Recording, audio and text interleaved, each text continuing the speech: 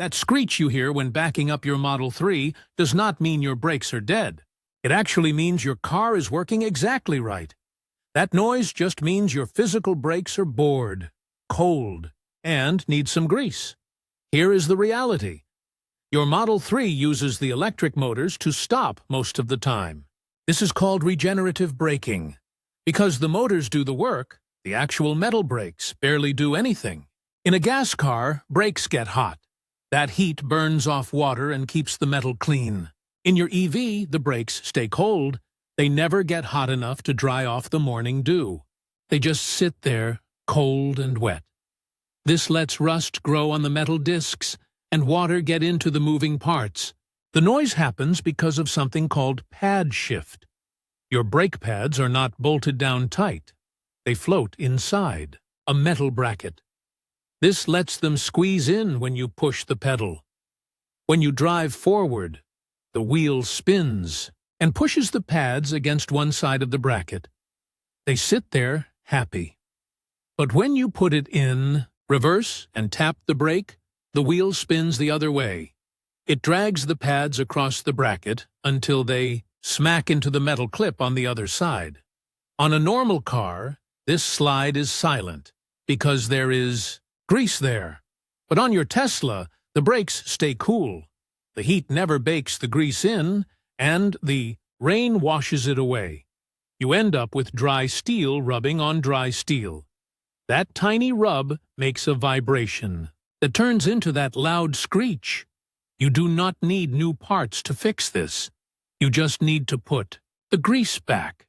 This is a real mechanic job, not a quick spray. You need to jack up the rear of the car safely and take the wheel off. Unbolt the brake caliper and slide the pads out. Look at the shiny clips where the pads were sitting. They are probably dirty with dust and road grime. You need to clean those clips until they shine like new. A wire brush and some brake cleaner work best. I also suggest you pop those clips off. Check the metal underneath.